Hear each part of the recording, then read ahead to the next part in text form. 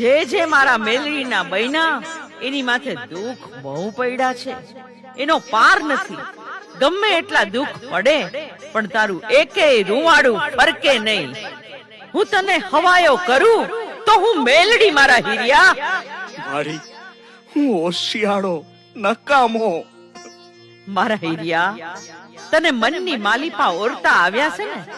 હવે મારા મહેનત કરવાના કમાવાના દી નથી. તને મનની માલિપા ઓરતા થાય છે ને. હું ક્યાં રહીશ, મને કોણ ખાવા દેશે, મને કોણ રાખશે? મારા હીરિયા, હું તને મેલડી કહું છું. સાંભળ, સામું તળાવ દેખાય છે, એમાં સાજ બહુ ઉગ્યું છે. દીકરા, ઈ તળાવમાંથી સાજની 2 કોળી વાઢી લે. પછી તળાવની પાળ માથે બેઠો બેઠો એક કંડિયો બનાવ. પછી તું ભાળ એમ આ નાળિયેરમાંથી હવા વેતની નાગણી થઈને નીકળું. એને તું ભળાય એમ કંડિયામાં બેસી જાવ ને તો એમ માનજે હું પારગરી મેલડી બોલી તી. મારા હીરિયા, હું હવા વેતની નાગણી બની જાઉં અને તું હવે વાદીડો બની જા. જો સામે લીલા વાંસ ઉભા છે, એમાંથી એક વાંસ વાઢીને એનો એક પાવો બનાવ.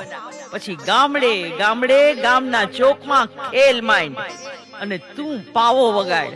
હું કંડિયામાંથી બહાર નીકળી ગામના ચોકમાં રમત નો માંડું તો હું તારી દેવી મેલડી નહીં. જોજે હો મારી, મને પારકા ગામને સીમાડે લાવીને છેતરતી નહીં મારી માં.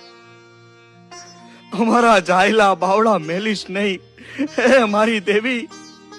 સાંભળ મારા હીરિયા, ગામના ચોકમાં રમત માંડજે. પછી તારા મોઢા ઉપર પાવો રાખીને ફૂંક મારજે.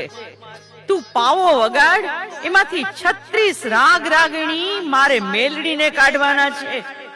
તને પાવો આવડે કે નો આવડે, તું ખાલી પાવાને ફૂંક મારજે. મુંજાતો નહીં દીકરા.